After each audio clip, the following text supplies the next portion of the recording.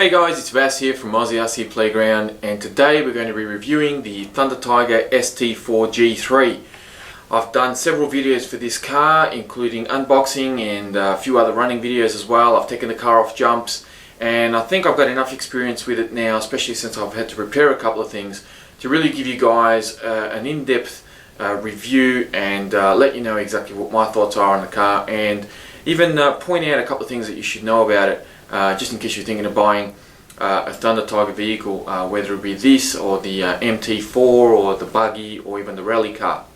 So let's start off with the remote. Now the remote that they give you is an Ace RC remote. This guy runs on 6AA's, but you can of course get a separate battery that plugs into it. As you can see, the tray comes out of the actual remote itself. And if you can get yourself some rechargeable batteries that will go in here, then you don't have to worry about buying 6AA's again. So quite a neat little feature as far as powering the remote. It does have a very good feel to it. It does have a 2.4 GHz collapsible antenna. You've also got steering dual rate right there on the handle, and they give you all the adjustments and trimmings that you need. There's also a binding button at the back which allows you to bind the remote to other cars, provided you have the appropriate receiver. So that's the remote itself. Very good little unit. Now looking at the car, of course the car has an acquired taste when it comes to the body.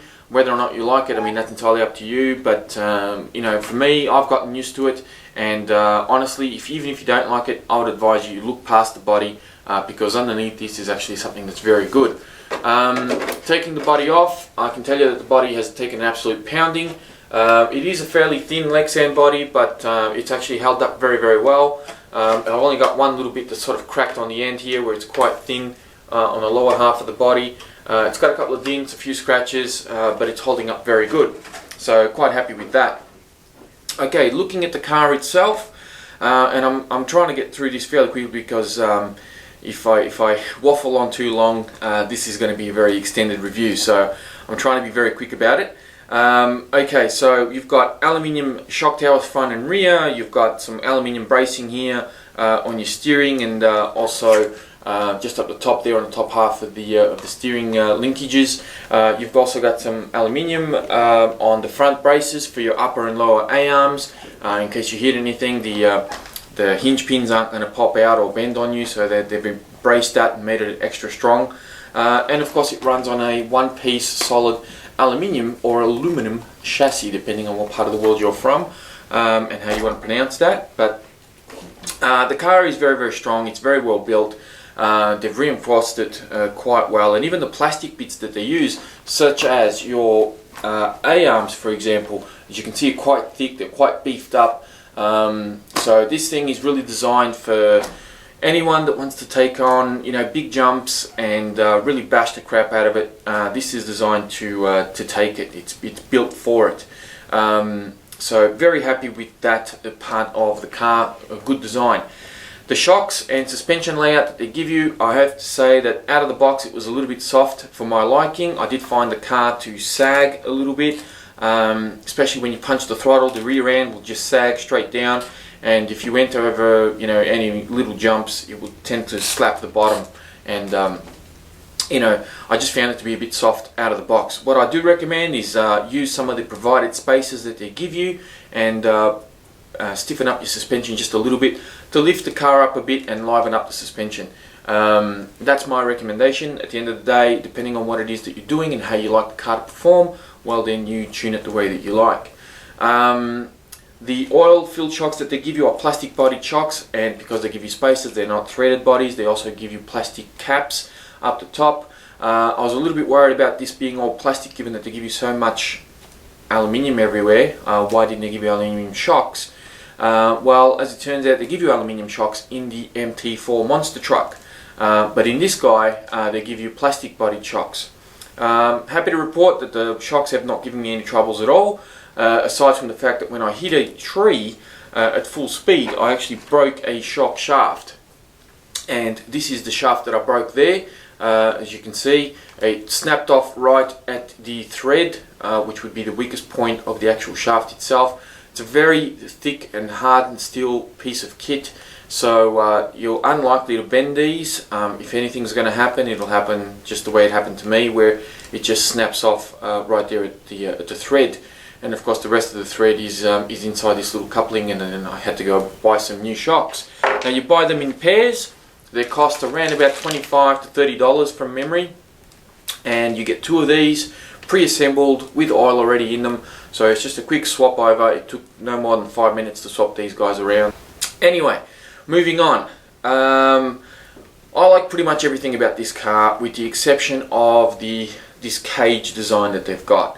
Now, the cage design, I like it and hate it at the same time, and I'm going to try and explain this to you as best as I can and as quickly as I can, so that we don't waste too much time. Now, the cage design is a very good, neat little idea where you get 4 clips that pop open. The whole top half of the cage comes out. It doesn't give you any protection against debris or anything like that. It's fairly open, so just keep an eye out on the car as you're running it through rough terrain and loose gravel and so forth, that you don't get anything in it that's going to jam up your gearing or cause any damage.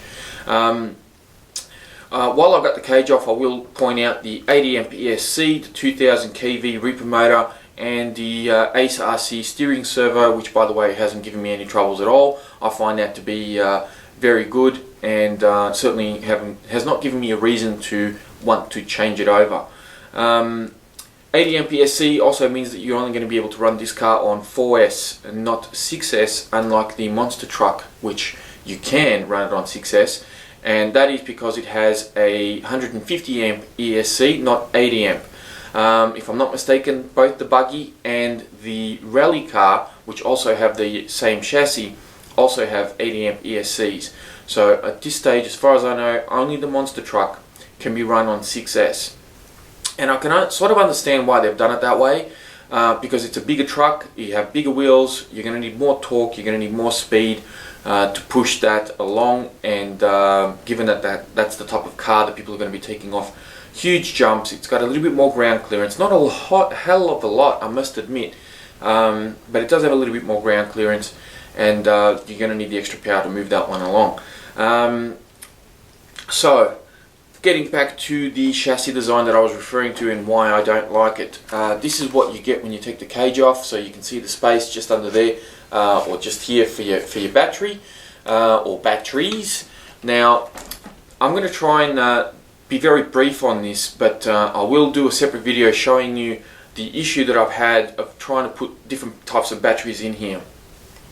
And I'm going to simply say this, that if you have a battery, as you look at it this way, and your negative plug is on the left hand side and your positive is on the right hand side, then you will be fine. You can run 2 of these back to back, connect them with the provided cables that they give you, which are these guys here, so you'll be able to link your batteries up and plug them into the ESC if you have this configuration, if your negative is on the left and your positive is on the right.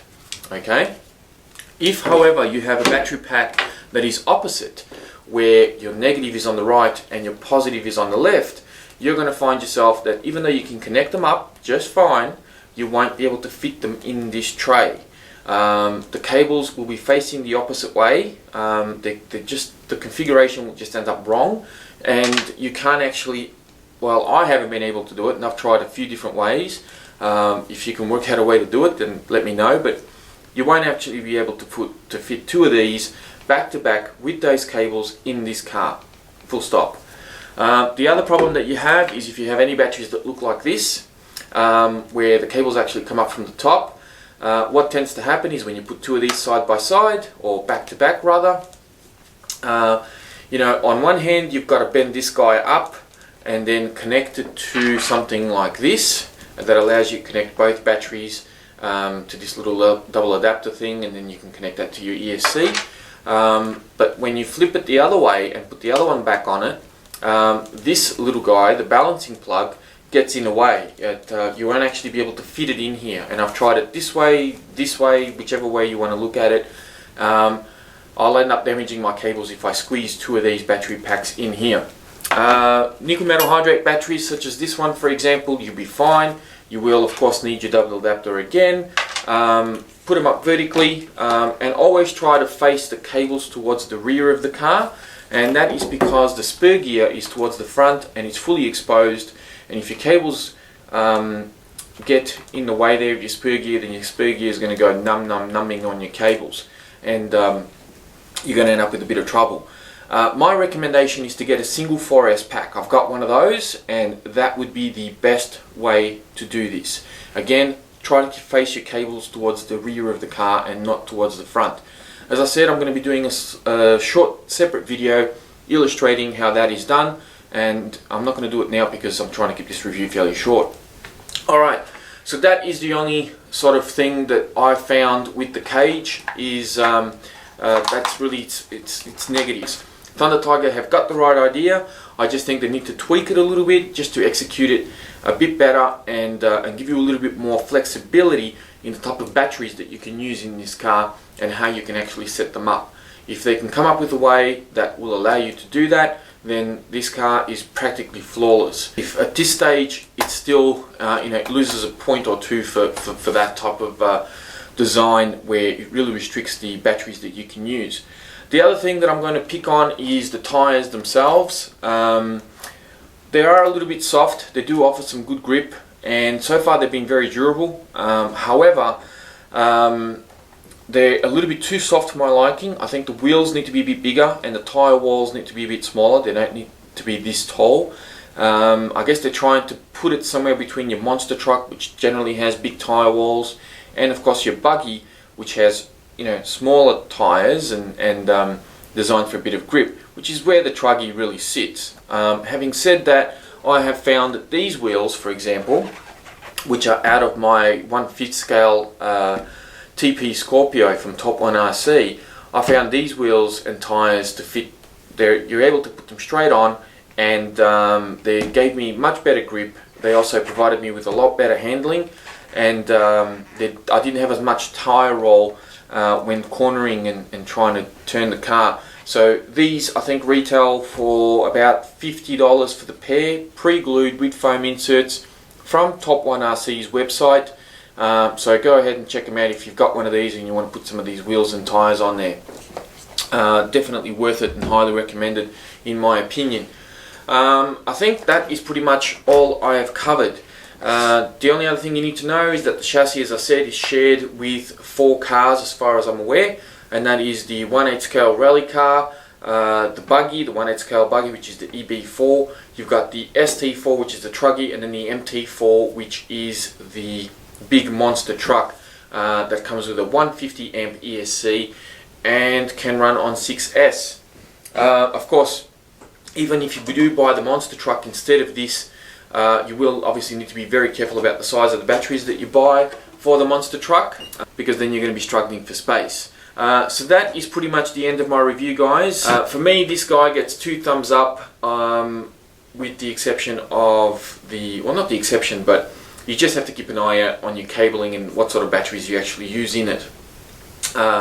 But definitely 2 thumbs up. I absolutely love it. It's got plenty of speed. I think I topped it out at just under 60 kilometers an hour on a wet, slippery road. I'm pretty sure if you have a dry, flat surface with a bit of a run up, you'll be able to top this thing out at 60 k's, if not a little bit over. And of course, you can always change your pinion gear if you want to gear it up a bit more. The remote is great. The car is very durable. It's very tough. It'll pop wheelies all day long, especially if you stiffen up the suspension a little bit, just as I have. If you want to have a more plush ride, then leave it fairly standard out of the box. Don't introduce too many spaces or too big spaces in there, and you should be fine. That's the end of my review. If you're thinking about buying one of these, just go out and buy one. Stop thinking about it, save your money and go get one, and just be done with it. You won't be disappointed. This thing has definitely not let me down. Very, very happy with it. 2 thumbs up. Thanks again for watching.